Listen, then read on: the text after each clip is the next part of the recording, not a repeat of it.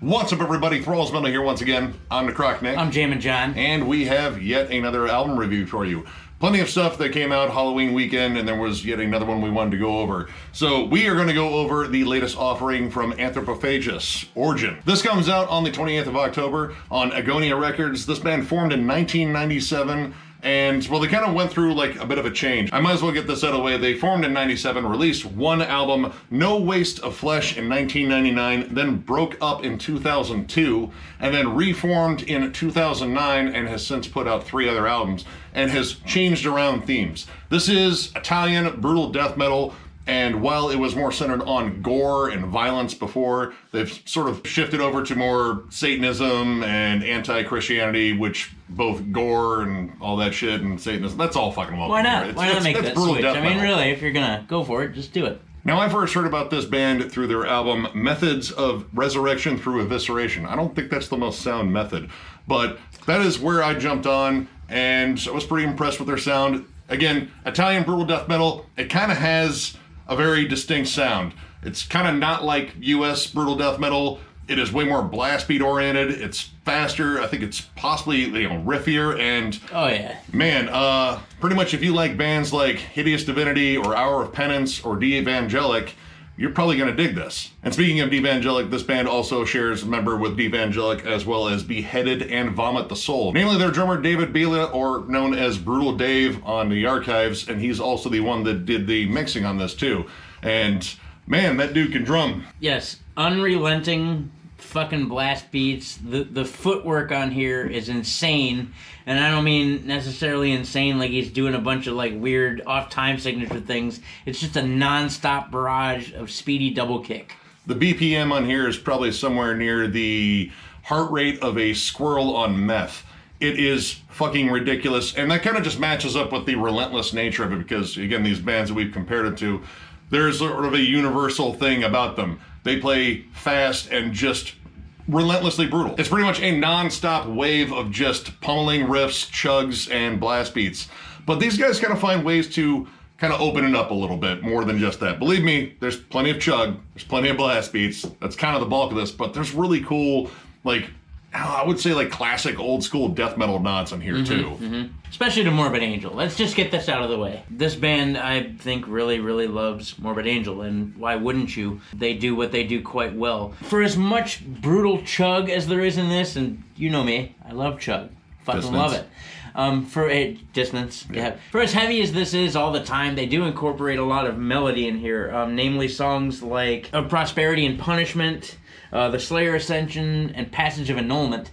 Those, while they still incorporate chug, you get a lot of tremolos, a lot of melodic tremolos. That was definitely something I noticed on here, is the use of tremolos. Like, brutal death metal, you kind of just think like just relentless palm-muted chugs. And you would be right, like that is a huge part of the sound, but there are a lot of really cool tremolo melodies as well as harmonies on here. And those harmonies, just how they play them, kind of come off very Morbid Angel-y, especially on songs like Hymns of Acrimony, which I pretty much just wrote Where the Hymns Live, because it sounds kind of like a brutal death metal approach to Where the Slime Live. It has those strange angular riffs. There's like little pinch harmonics in there kind of squeezed in. It's a little bit slower, a little bit more brooding. That slower part doesn't count the double bass drum, believe me, it's still going, but I mean, we're still talking about like Pete Sandoval, so that's kind of appropriate.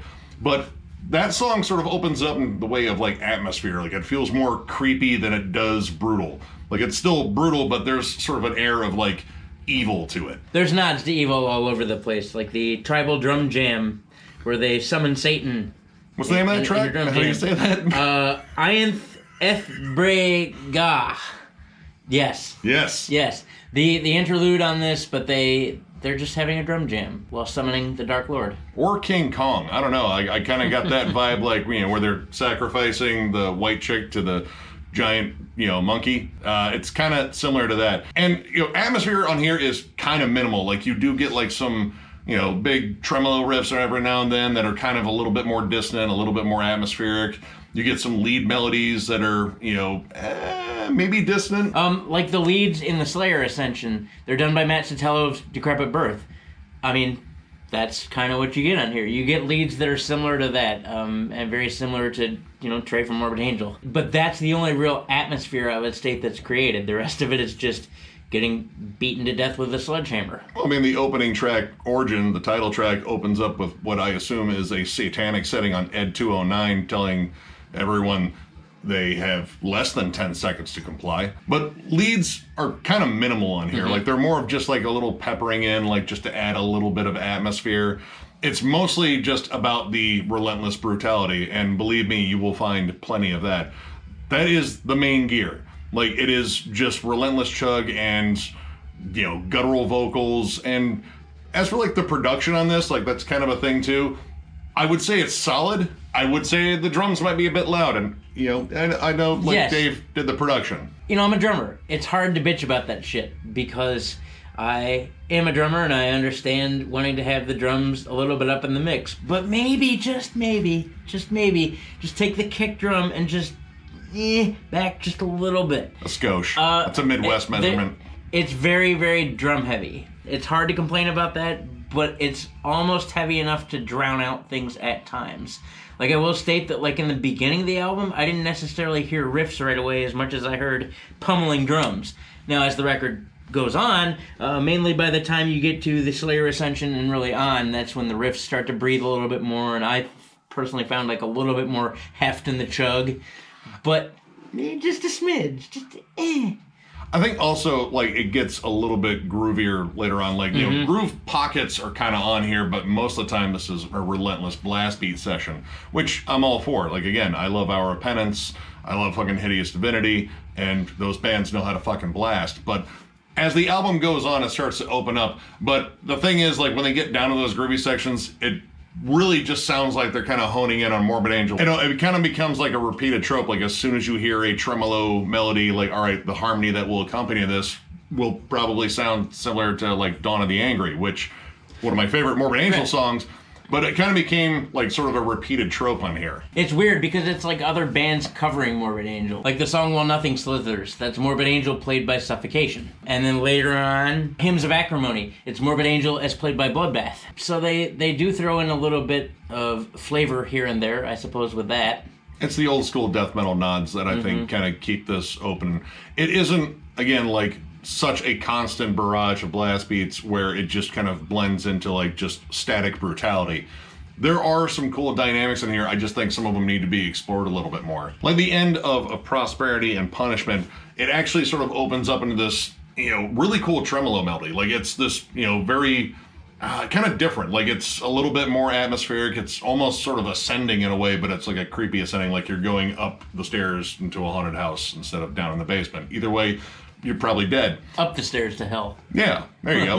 Hell has an escalator, maybe. Yep. But I like that. Like, it was a little bit of, like, a break from all of the just flat-out brutality on here, like, just to show they actually have some good melodic chops. And within all the brutal chugging riffs, there's really cool accents and little, like, melodic nods every now and then, but it's happening so fast often that sometimes you end up missing them because it is on to the next brutal moment. Because this is very technical, too. And there's part of me, I think, that kind of like Nile a little bit. I mean, they did get Dallas Toller Wade on one of these tracks, and he does a good job pairing up with their vocalist.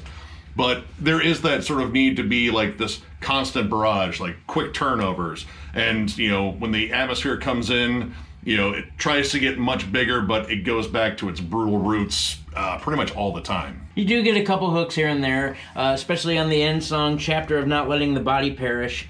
There's hooks in that riff. In the beginning, he's got those little, like, squeals. Beep, beep.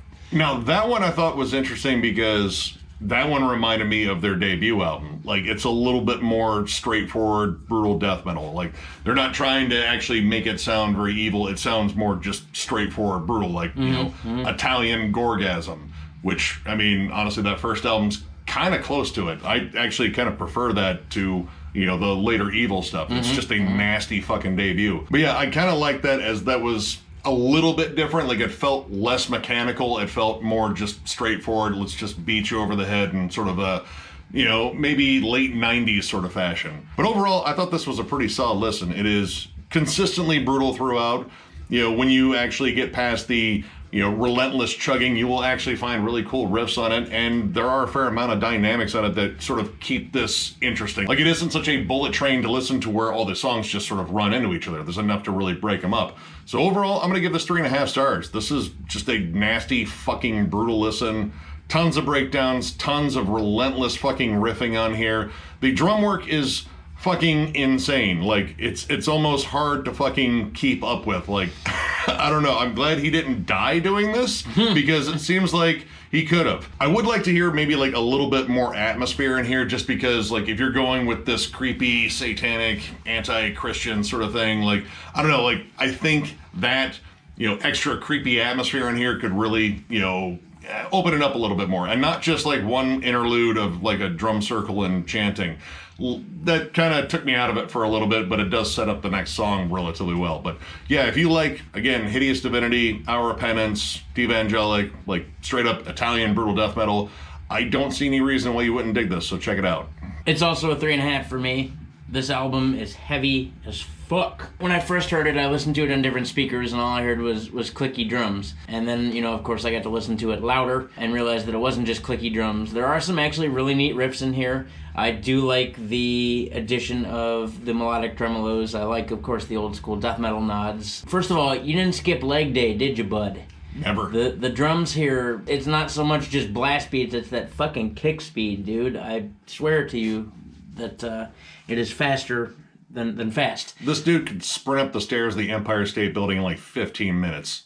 Yeah, I actually probably wouldn't put it past him. There's nothing overtly flashy about this, and I like that. I like that it's just straightforward, just riff after riff after riff. As far as atmosphere is concerned, I agree. Satan lives in a lair, He lives in a deep pit. If you're going to praise Satan in your album, maybe... just add a little atmosphere. Show us that Satan lives in a lair. Batman lives in a lair, too. But no, yeah. If you like your chug to be heavy, like Morbid Angel and Suffocation and Hideous Divinity, like all the things I love, you're definitely going to love this record. So, yeah, go give it a listen. Check it out. Maybe get it. Maybe get a shirt. Maybe buy an album and a shirt. Maybe buy an album, a shirt, and a vinyl, and a sticker, and a patch. Do it. What about a cassette? Should they buy a cassette? Man, look, you kids and your cassettes, you're going to figure it out real quick. The first time that cassette player eats your tape, it's done. Every cassette should come with a number 2 pencil, because you'll need it. You're going to need it. Number 2 pencil or... ballpoint pen. Ballpoint pen, or even the butt end of a mechanical pencil. Yeah, you're going to figure it out real quick. So, if you enjoyed this review, give it a thumbs up, and if you are new to the channel, subscribe, because we do stuff like this all the time. We are also on Patreon. If you'd like to help us out there, there's a link down below to thrallsmetal.com. Therein is our link to our Patreon. There's also our store there. You can get one of our kick-ass shirts, and there are audio versions of some of our episodes that we've put up there, so if you would rather listen to us than look at us, because I totally get it. I understand. Though I will say listening to us is probably also bad for your mental health. But they're there. And, of course, thank you all so much for liking, subscribing, following, all that shit. It's absolutely amazing to see this channel grow, and you guys are the main fucking reason. And I should think of different things to say at the end of this, but I don't, because I'm just consistently fucking happy that this is... Me too. Turned into such a cool fucking thing, and again, you guys are the main reason. Me too. I don't express that enough, especially since Nick takes all the words at the beginning to thank you all, but indeed, thank you, all of you. This is a continuing good time and a whole lot of fun for us, and we certainly enjoy it, and we are, again, baffled on a daily basis about how much you guys still enjoy it, knowing who we are by now. There is no accounting for taste, but we're counting on that. Exactly. You could do better, but you don't, and we're thankful. So thank you, and especially thank you. Creepy with the pointing. Shut up. So once again, thank you all, because we haven't said that phrase enough, I guess. Hey, thank you. There's one more. And we will catch you later.